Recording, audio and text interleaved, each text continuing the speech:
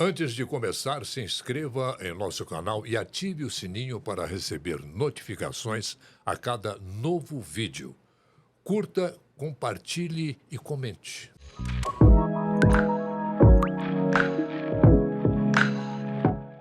Olá, estamos chegando com mais um Doses de Saúde, aquele nosso bate-papo semanal, quando a gente fala sobre problemas de saúde, tudo que se relaciona ao nosso corpo e à nossa mente. Falar em mente, hoje nós vamos falar sobre um problema que pega bem de perto essa parte do nosso corpo, da nossa alma, do nosso espírito. Nós vamos falar da geração ansiosa dos nossos filhos, dos nossos netos, dos nossos descendentes, que estão aí com um futuro não muito legal por conta disso aqui, ó. Entendeu? Não é fácil, não. E é sério o problema, viu, gente? Presta atenção, porque tem muita coisa boa aí para frente. Nós vamos conversar com o psiquiatra infantil, Dr. Túlio Teixeira, e com a psicóloga escolar, Maria Carolina Tomé. Túlio, Carolina, é um prazer muito grande tê-los aqui conosco em nosso Doses de Saúde de hoje. Que bom ter vocês aqui para a gente descrever esse assunto que é tão importante e tão perigoso, né, para a nossa meninada. Segundo dados de pesquisa mais ampla dos Estados Unidos sobre saúde e uso de drogas, o percentual de adolescentes que relataram ao menos um distúrbio, um episódio depressivo grave, saltou de menos de 15% em 2005 para quase 30% em 2020. No Brasil, os registros de ansiedade entre adolescentes superaram os de adultos pela primeira vez na história em 2023. Para um professor de psicologia e professor da Universidade de Nova York, só há uma narrativa capaz de oferecer a explicação completa do problema: o livre acesso às redes sociais, a isso aqui que nós falamos no início. Nada contra, desde que seja bem usado com parcimônia. Carolina, como é que você vê esse início de trabalho, esse início de conversa nossa aí? Que caminho é esse que nós vamos tomar e que nós estamos tomando? Orley, esse tema é essencial. Hoje a gente sabe que a questão dos transtornos... Desculpa, Carolina, só acabar de apresentar a Carolina. Carolina, ela é psicóloga infantil no Gabarito, Sim. uma grande escola que existe aqui, não só em Uberlândia, em algumas partes do Brasil, e ela lida com uma gama muito grande de adolescentes que estão nessa fase cruel da existência, né, Carolina? Hoje, lá na nossa escola, né, eu tenho contato direto com 4.000 alunos, né? Não são todos adolescentes, mas temos crianças e jovens. É um recorte importante da sociedade, né? Importantíssimo, né? Estatisticamente importantíssimo. E isso que você acabou de falar, esse dado que você trouxe, ele faz muito sentido. Por isso que hoje a questão da saúde mental, ela é uma questão séria de saúde pública. A gente já chegou a essa conclusão. A questão dos smartphones, quando eles começaram, né, nossos jovens começaram a ter acesso, a gente já via uma mudança de comportamento séria, né? De uma questão de isolamento, de tendência a preferir ficar mais sozinho do que lidar com o coletivo. Mas tem um marco, que é a pandemia, que aí a gente pode falar que a coisa desandou, né? Perdeu-se o controle, porque essas pessoas ficaram muito dentro de casa. E aí eu acredito que a gente entendeu ou se fortaleceu um comportamento de que essa relação ela já era suficiente. Então a gente perdeu um pouco a nossa humanidade. Foi um efeito colateral importante e danoso, né? Mas eu gosto de reafirmar que ele já vinha acontecendo. Isso para nós da escola, isso é muito claro, mas o recorte aí da pandemia só exacerbou, né? Sim, questões muito sérias, né? E aprofundou questões sérias, emocionais. Tem um estudo que diz que quando o smartphone com mídias sociais entra na sua vida, ele vai ficar no centro dela para sempre.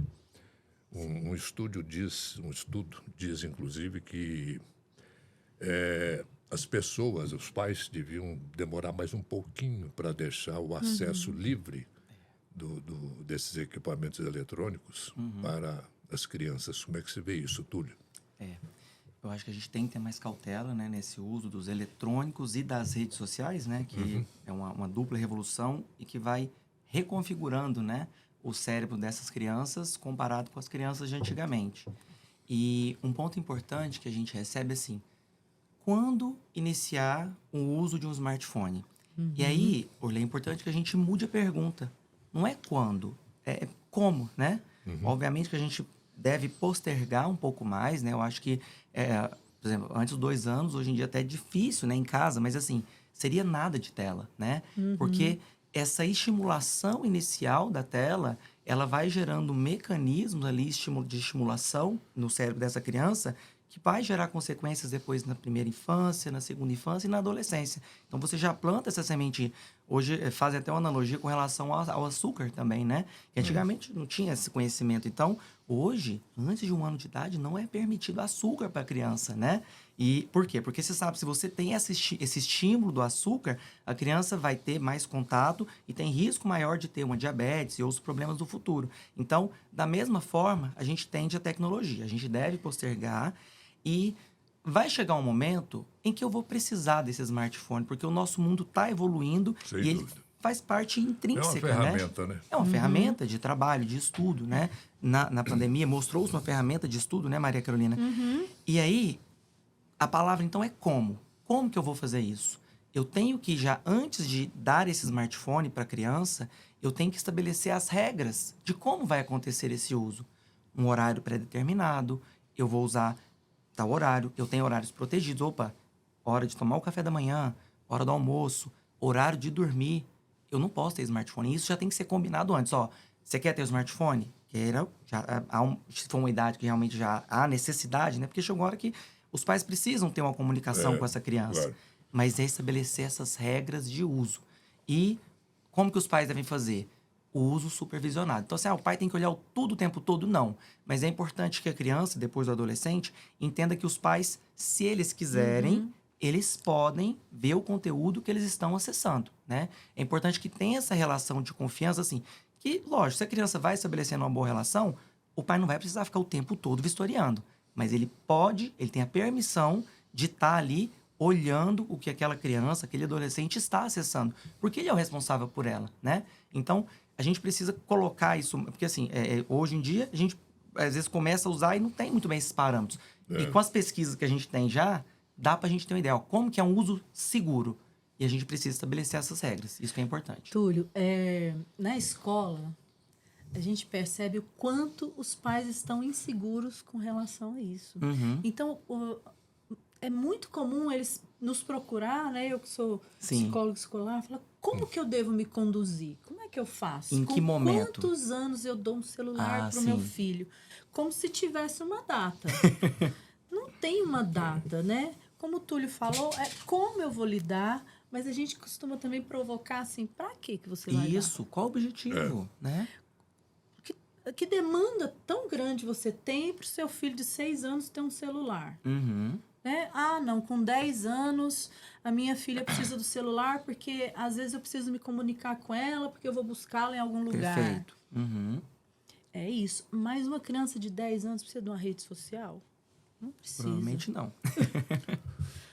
No máximo, ela precisa de uma forma de comunicar com alguém. Então, nós, enquanto adultos, também precisamos nos fortalecer. De entender qual que é o nosso lugar. A criança não entra nisso sozinha, né? Exato. Não, nós não estamos... Quem está no volante somos nós. Isso eu acho que é importante. As famílias estão inseguras nesse sentido, porque as crianças demandam o celular. O colega tem um exemplo, né? Ah, mas meu colega tem. E às vezes demandam, inclusive, a marca do celular.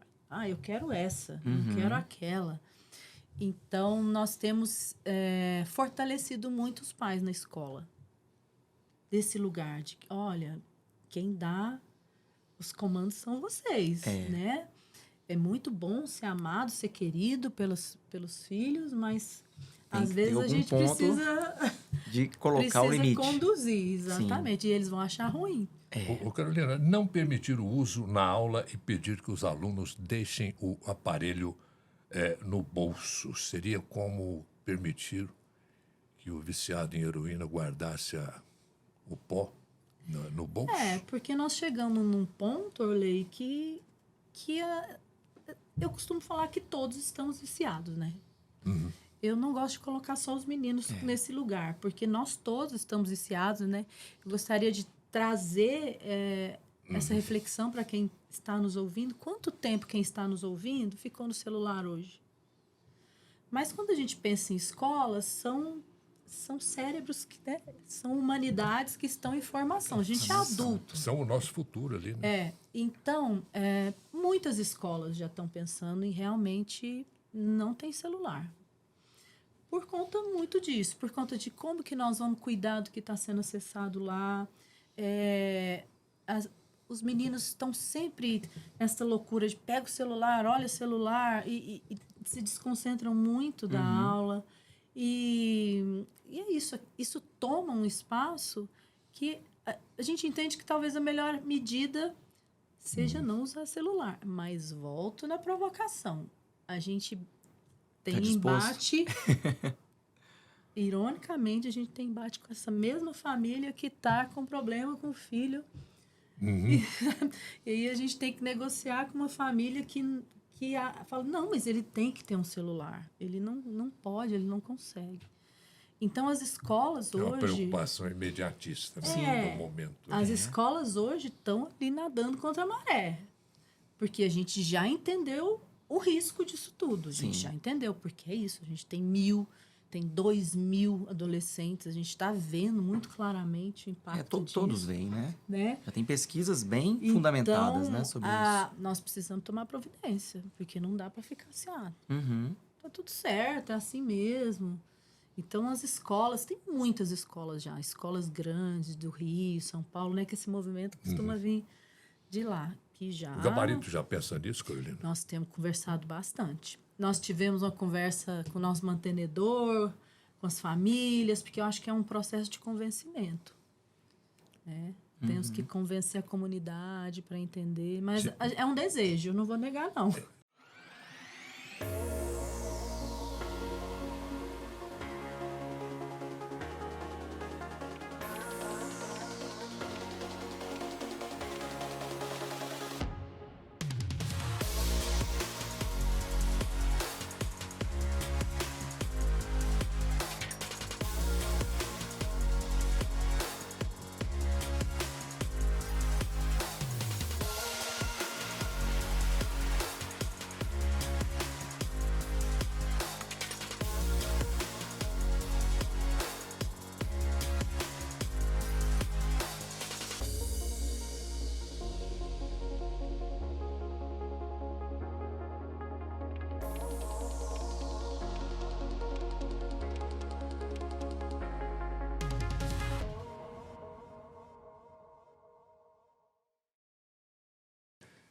É um problema tão sério, tão óbvio, está escancarado, né?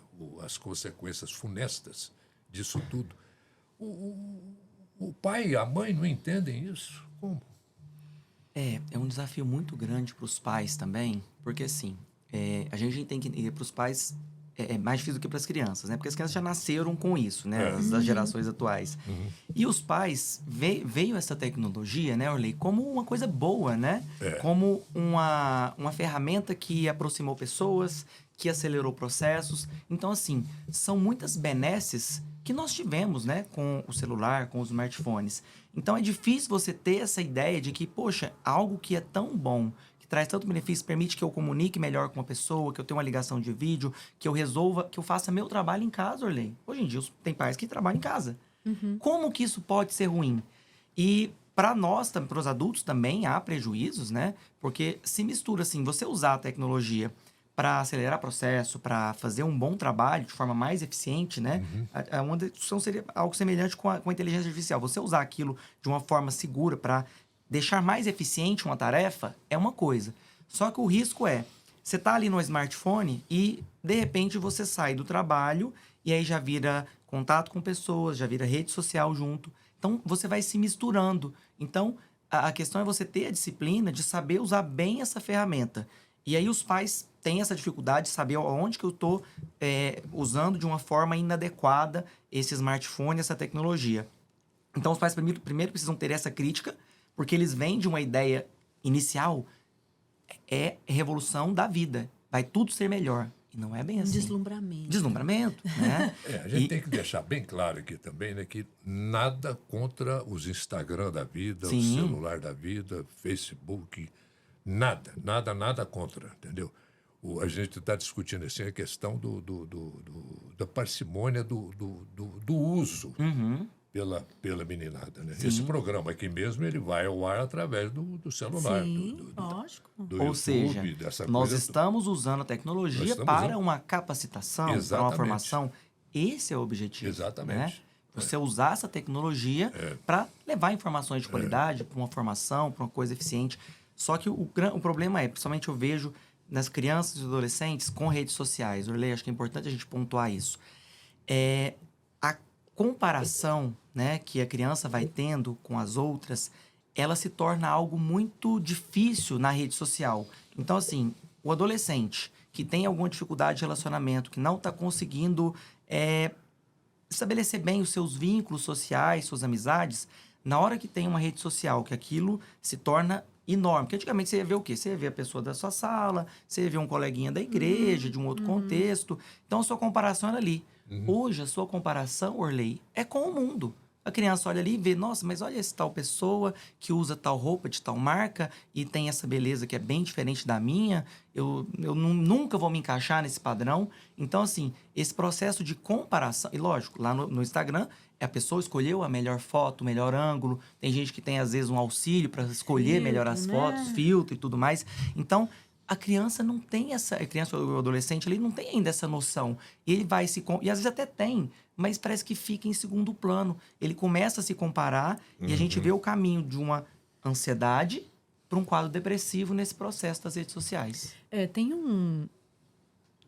um processo aí que a gente não pode esquecer, que é algoritmo, né? Que que aquilo ali tudo é organizado na inteligência artificial para que aquela pessoa fique ali. E não é para gerar bem-estar nela, é para gerar vício, né?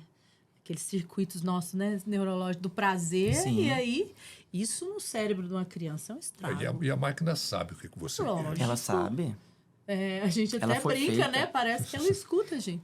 E então nós temos casos, eu gosto muito de falar desse caso para a gente entender o que está acontecendo. Na escola a gente tem o dia do brinquedo. E aí, há um tempo atrás, levavam boneca, né? Levavam bola, esse tanto de coisa.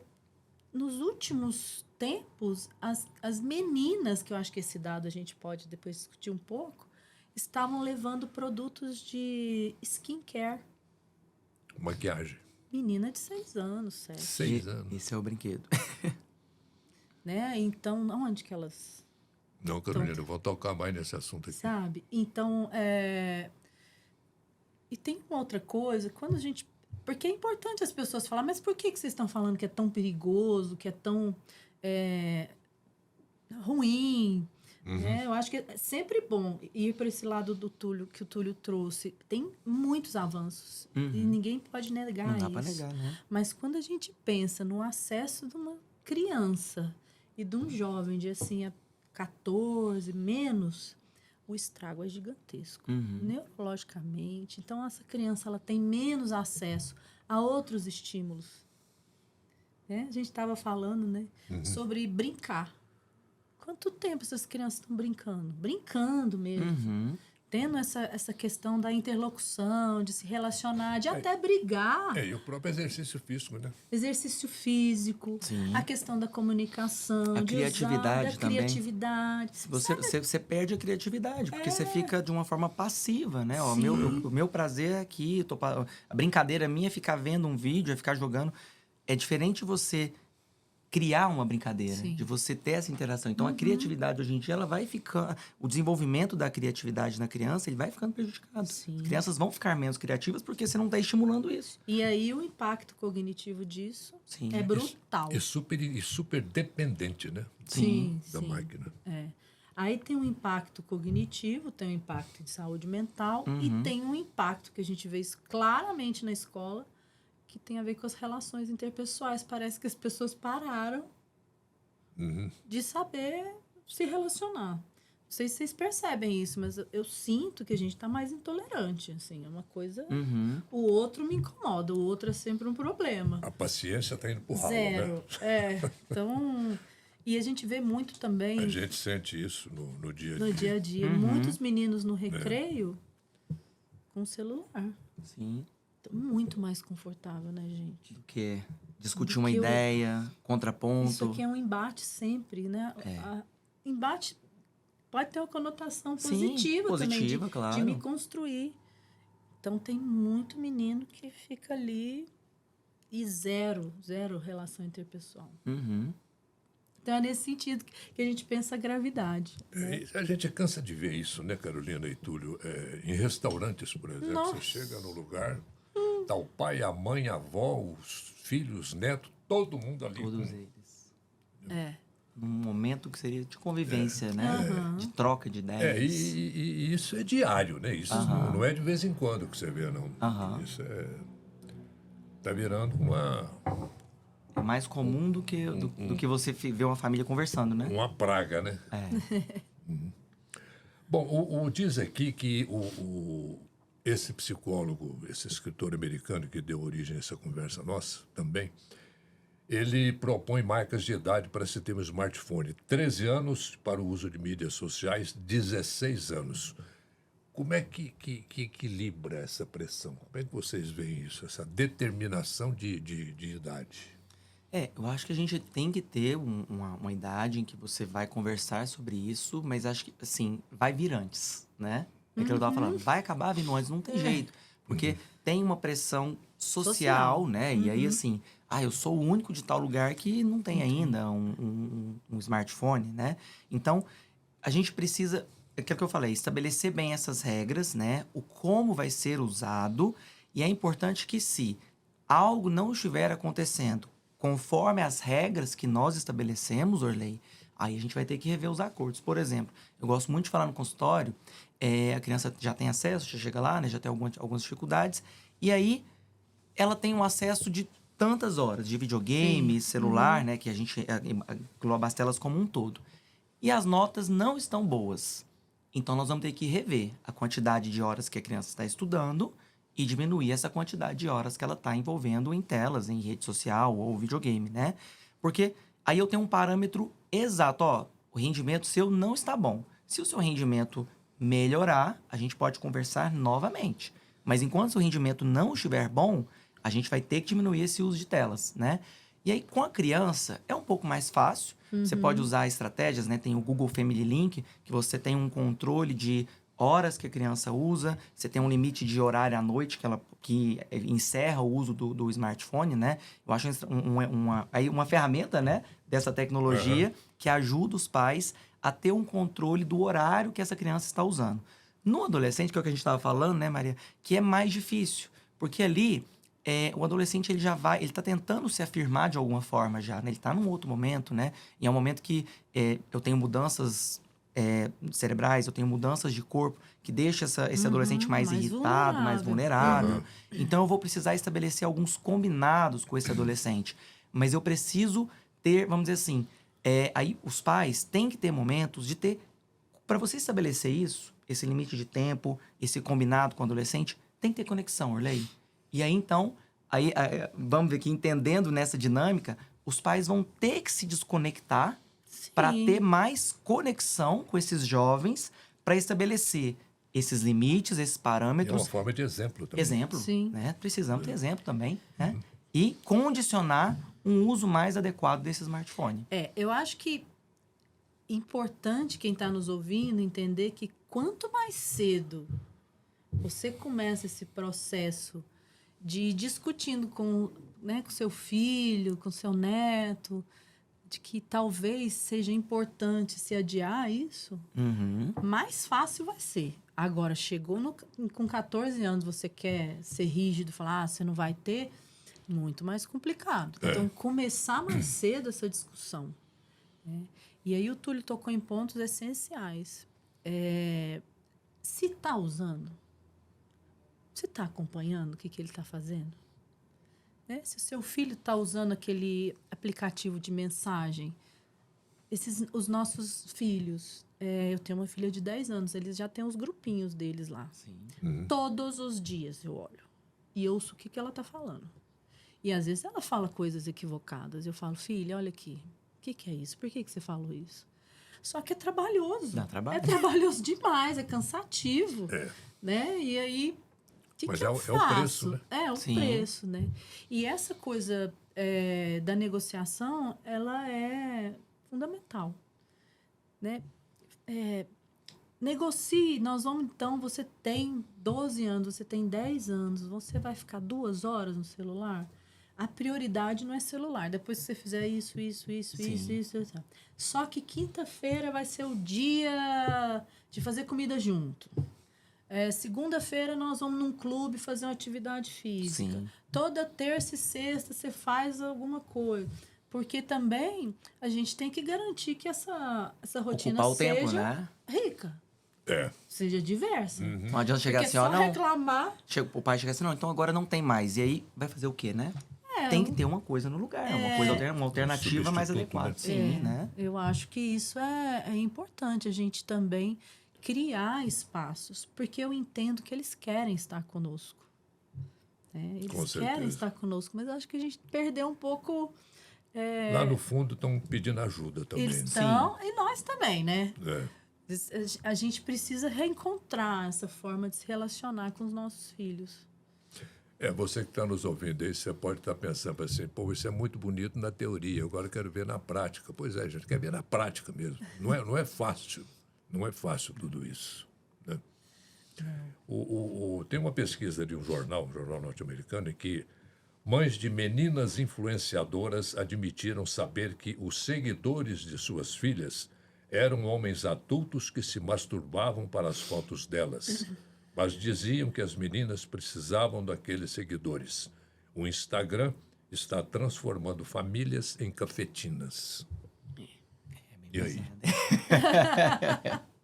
Bem pesada essa afirmação, né? Mas, de fato, assim, uma criança que muito nova tá numa rede social e acaba se expondo, e às vezes vai se expondo de uma forma não tão adequada, né? Às vezes expondo o corpo, né? Que às vezes muito nova, é um risco que ela corre, né? E não tem como, né? Não tem como você saber quem são os seguidores. Se é homem, se é mulher, porque assim, tá lá, o seguidor pode fakes, ser, né? são fakes. A gente vê e ouve casos de agressão todos os dias. Né? Em cima disso. E assim, então, ela vai usar a rede social? Vai. Eu vou ter que verificar que foto, de que forma que ela está se expondo, né? Eu não posso deixar uma exposição em que pode levar a uma exposição de um corpo de uma criança que eu possa estar, vamos dizer assim, contribuindo para uma pedofilia, né? E essa que é a verdade. Aí, porque aí essa criança, vamos dizer assim, então, aí ela hoje tem a rede social e aí tem um pedófilo que está vendo a rede social dela, tem como você saber disso, e ele está ali acompanhando ela. Vai chegar um momento em que essa menina... ela vai assumir o controle dessa rede social. Isso vai chegar, não tem como você evitar. Então, você tem que preparar isso. Ou seja, a educação vem antes. Opa, filha, tem casos de pessoas que se fingem meninas, amigos, e que, na verdade, são homens, são abusadores. Então, se eu vou ter uma exposição, eu preciso ter uma conversa sobre isso. Porque, e lógico, tomar cuidado com essa exposição de corpo muito jovem. Porque vai chegar um momento em que ela vai assumir essa rede social... e ela vai, se ela tiver lá já com muitos seguidores, né? Começa aí, já é um perfil profissional. Eu preciso preparar essa criança para saber lidar com isso. Lógico, eu vou estar acompanhando, mas a gente não vai acompanhar para sempre, né, Orley, né, Maria? Então, eu preciso ensiná-la a saber como conversar com essas outras pessoas. Opa, a pessoa começou a conversar de um jeito estranho, falou para não contar para os pais sobre a nossa conversa. Opa, sinal de alerta. Tem alguma coisa errada. Pediu fotos minhas para mostrar para ele, fotos íntimas ou fotos de alguma forma. Opa, isso a gente não vai permitir. E para ninguém, né? Assim, nem para colega, nem para ninguém. Exposição, eu vou ter um controle sobre isso, né? Então, aquilo que soa como estranho, eu preciso mostrar para ela, soa como estranho, é um sinal de alerta. Porque você está exposta para o mundo. E o mundo tem pessoas boas que estão ali te acompanhando, te dando parabéns. E tem gente que pode estar vendo você de uma forma maliciosa e pode caminhar depois para uma conversa errada. E a criança, a pessoa mais jovem, de repente ela fica preocupada só com o número de seguidores. Sim. E todo dia, toda hora está vendo ali, aumentou, diminuiu. Então ela não faz muita questão, não faz questão nenhuma de saber quem é que está. E mesmo assim é impossível, né? Você Sim, não tem como ter esse controle. Coisa de milhares de seguidores, você não vai... Mas isso que você falou aí é muito importante. A primeira perguntinha, primeiro desejo que a pessoa, que aquele seguidor manifestar, tem que ligar a antena e chamar o papai do lado lá e falar, escuta, e aí? Tá estranho. A cooperação faz parte do ser humano. E a Unicred Aliança acredita nisso. Sabe da importância de cooperar e andar juntos para o desenvolvimento pessoal e profissional de cada cooperado. Estamos em Uberlândia e em mais 25 cidades, entre elas 3 capitais, e atendemos mais de 15 mil cooperados nesses 30 anos de existência. Não somos uma instituição financeira tradicional. Somos colaboração, planejamento, inovação e união. Tudo para você prosperar. Porque aqui, um ajuda o outro e todos ganham. Unicred Aliança, 30 anos. Escolha cooperar. Escolha Unicred. Bom, as mulheres continuam deprimidas e ansiosas. Olha aí, Carolina. Mas os homens estão desempregados e solteiros porque a puberdade era só videogame e pornografia. Eles não faziam ideia de como flertar e têm problemas para olhar as pessoas nos olhos. Seus cérebros foram moldados por dopamina rápida. Então, eles são incapazes de trabalhar por uma recompensa a longo prazo. Destrincha isso aí. Nossa Senhora. Falou tudo, hein? Um dia inteiro. Falou tudo. Eu vou falar de maneira geral dessa relação que se estabeleceu com as coisas, né, que a gente quer, que a gente almeja, e que também é muito claro de ver isso na escola, como as pessoas estão tendo dificuldade de lidar com processos mais complexos, assim, sabe quando você quer muito uma coisa? Você quer passar no vestibular, você quer, né, conquistar um lugar profissional? Eu vejo que você dá valor, né, naquilo. Que tem que ter uma certa disponibilidade, disposição, uma capacidade de lidar com não, de lidar com tropeço, de cair. Então, eu vejo que tem um processo aí que está a caminho de muitos jovens que não querem lidar com a dificuldade. Que é um lugar real do mundo. Querem um imediatismo, né? Um imediatismo. Eu quero passar logo, eu não quero sofrer, eu não posso ficar nesse lugar muito tempo. Então, o que eu acho... É uma mega cena eterna. Né? Que eu acredito que tem a ver com esses processos, né? Sim. De facilitar. E as relações são complexas. Você criar uma relação afetiva com alguém dá trabalho, a gente sabe. Né? Não é uma coisa simples, você... Primeiro encontrar, depois estabelecer um namoro, depois casar, depois ter filho. São processos que exigem muito emocionalmente de alguém. Então, isso. Eu volto a fazer a cena. Isso aqui gera menos impacto, mas adoece, né? Então, dentro desse imediatismo, Orley, o que a gente percebe? Então, o menino, em vez de estabelecer melhor esses vínculos, que seria difícil, como a Maria fala, de conseguir fazer melhor esses relacionamentos dele, ele vai, às vezes, para uma pornografia. Então, ele vai para um prazer imediato nessa pornografia e também um prazer imediato nos jogos. E aí, eu acho que isso caminha meio que junto. Então, ele não vai ter essa força de vontade para se esforçar, seja para um desafio acadêmico, seja para um desafio amoroso. Então, essa descarga de dopamina de forma muito precoce, né? E sem muito esforço, tá muito fácil ali o acesso. Isso traz um impacto muito grande nessa capacidade dele de resiliência, de conseguir realmente ter um desafio, eu encaro, eu vou errar durante esse processo. Ó, eu errei hoje, não deu certo isso, tirei uma nota ruim.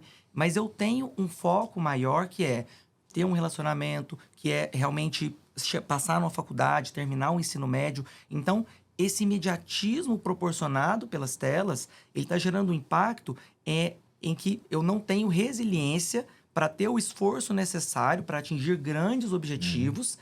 E, além disso, Arley, esse processo que a Maria falou, ele é importante para você dar mais valor àquilo. Poxa, eu passei na faculdade federal e, assim, eu tive que me esforçar muito para isso, né? Sim. Então, assim, por ter me esforçado muito, foram horas e horas, anos e anos de estudo e depois fiz cursinho. Então, assim, aquilo foi muito importante para mim, porque eu tive que me dedicar, eu tive que abster de prazeres para me dedicar, para me esforçar e realmente atingir o meu objetivo. Então, se a pessoa já nasce com prazeres imediatos e recompensas instantâneas, ela não vai ter força de vontade para atingir esses grandes objetivos. Eu acho que é isso que está acontecendo muito com essa nossa geração. Na vida, né? Sim. Aí você falou das mulheres, né? Que aí eu percebo que é um outro recorte. Mas eu falei também dos homens, né? Que os homens estão desempregados, sim, sem ambição, essa coisa. Sim. Falta propósito. A questão... Nada contra as mulheres, Não, pelo amor de Deus. somos ótimas, somos maravilhosas.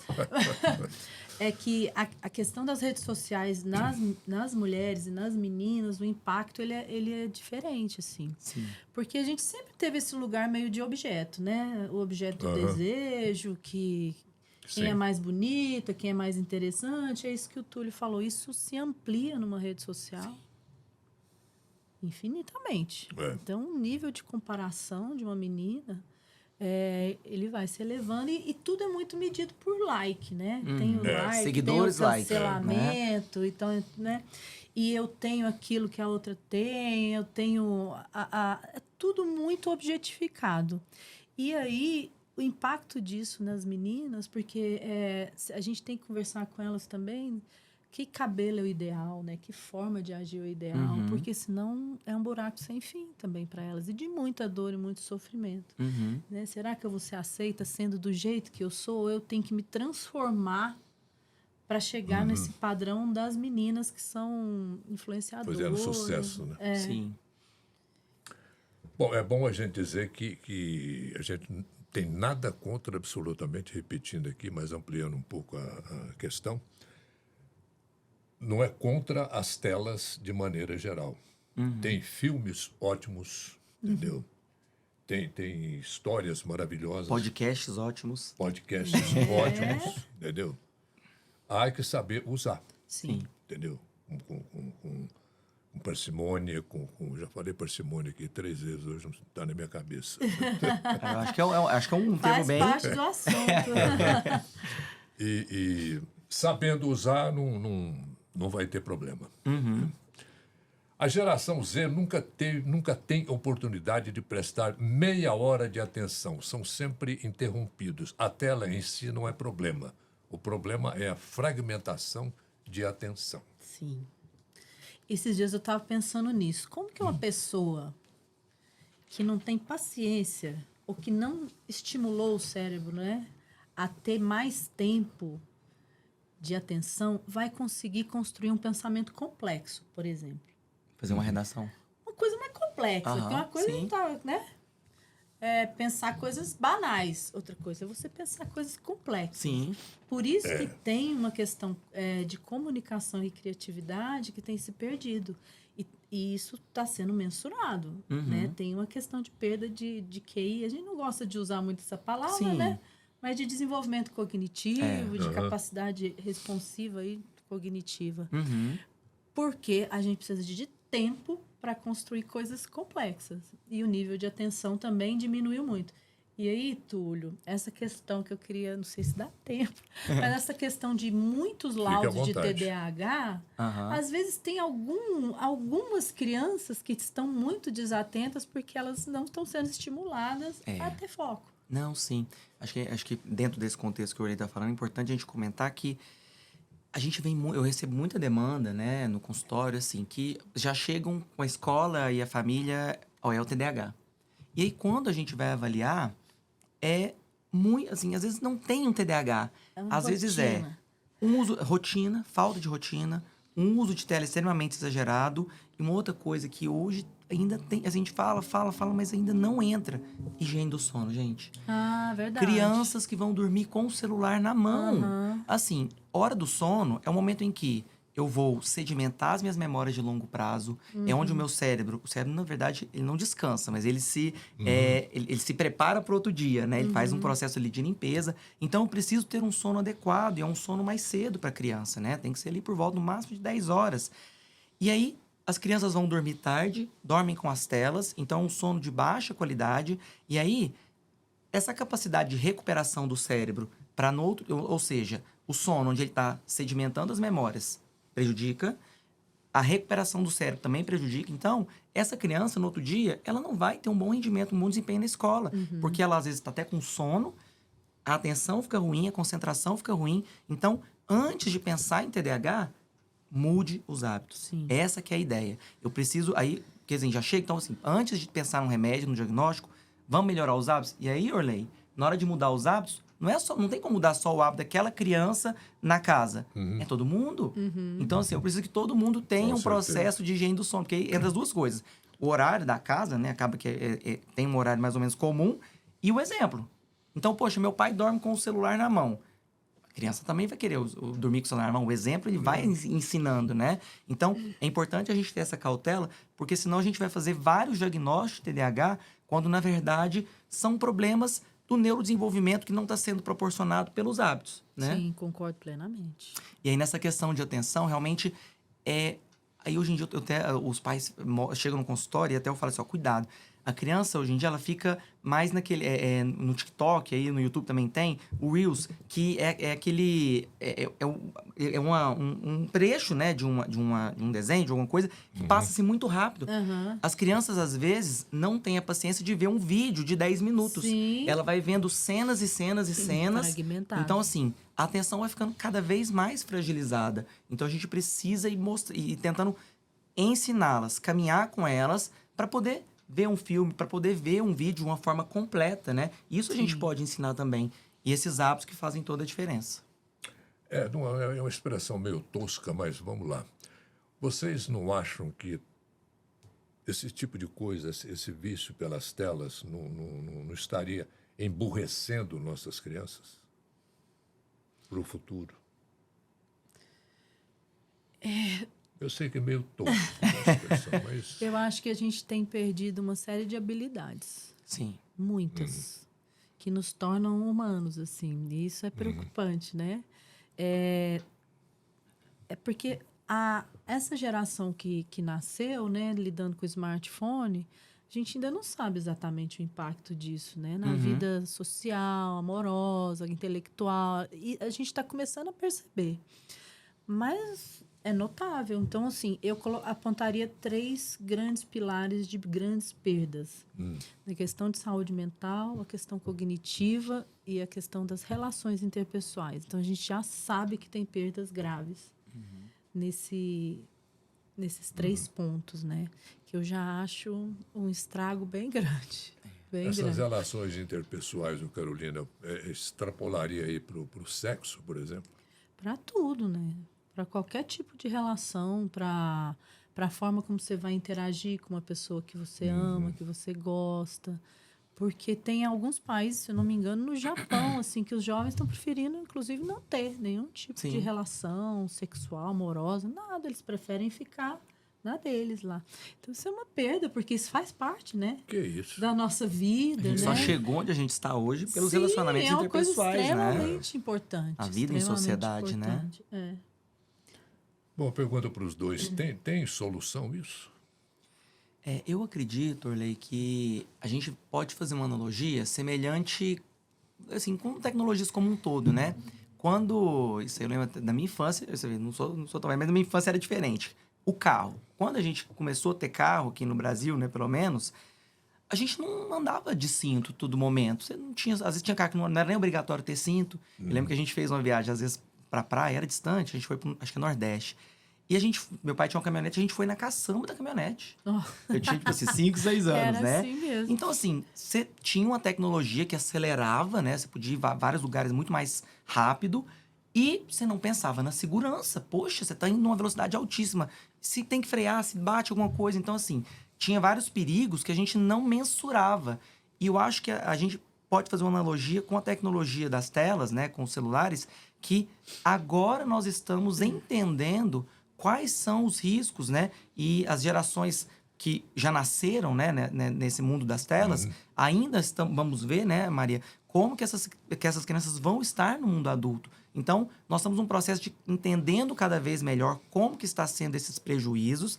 E eu acho que a gente pode corrigir tanto nos adultos, né, com orientações e tentar usar de uma maneira mais adequada, né, para o trabalho, e nas crianças colocando essas limitações e esses acordos, essas regras melhores de uso desde o princípio. Só que para isso tem que ter o diálogo. Então as famílias precisam largar os smartphones, ter um diálogo para estabelecer tanto parâmetros de uso dessas telas e na hora que você tiver nas telas, né, esses contatos inadequados, como fazer nesse contato inadequado? Preparar ela. Então, se você tem uma relação de confiança com seu filho, se você realmente estabelece bem esses parâmetros, você vai conseguir fazer com que ela perceba alguns malefícios ali, uns relacionamentos inadequados, um momento que ela está se prejudicando, para você contornar aquele problema. Acho que essa que é a ideia.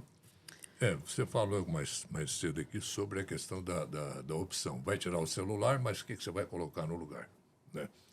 Eu penso, você está falando aí, eu estou prestando atenção, mas pensando aqui. E se os pais, por exemplo, quem conheceu, quem viveu isso, né?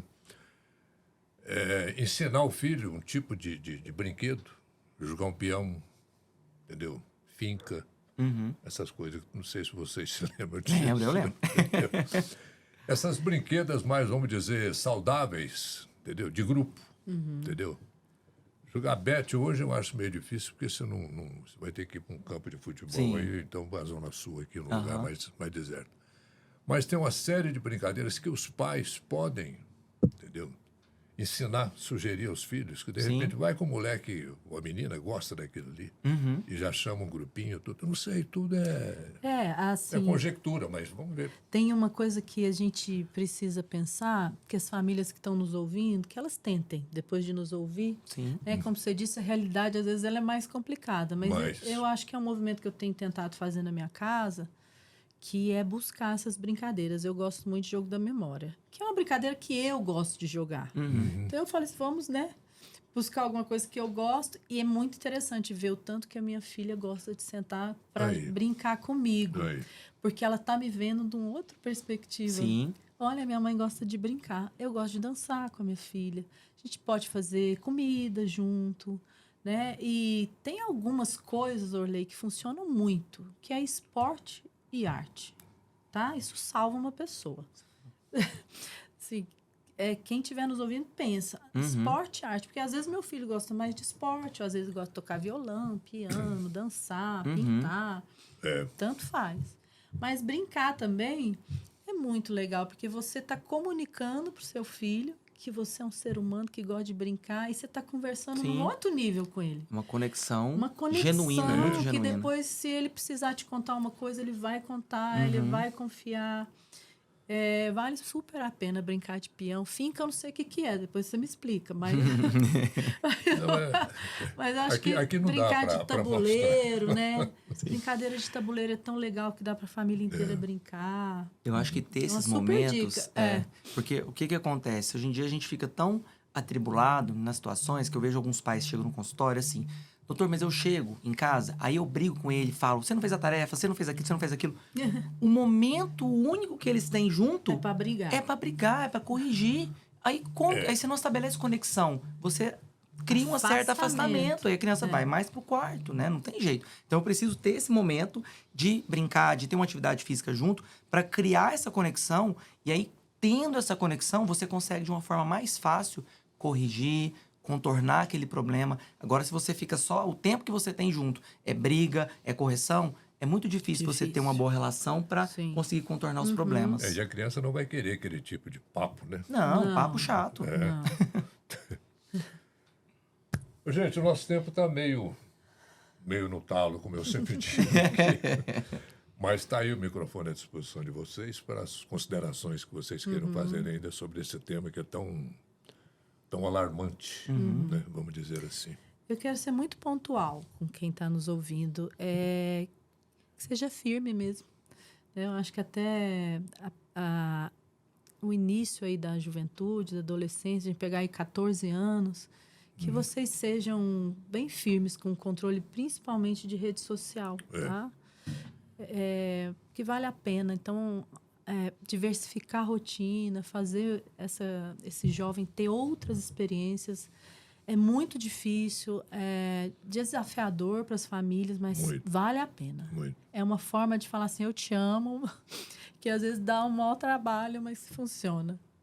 É melhor ter um pouquinho de trabalho agora, Sim. né? Perder em termos algumas horas de sono, de tempo e tudo mais, do que lá na frente ter uns problemas mais caros. Sim, isso.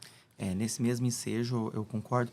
A gente precisa, então, estabelecer essas relações de confiança, colocar os limites de uma forma amorosa, com afeto, né?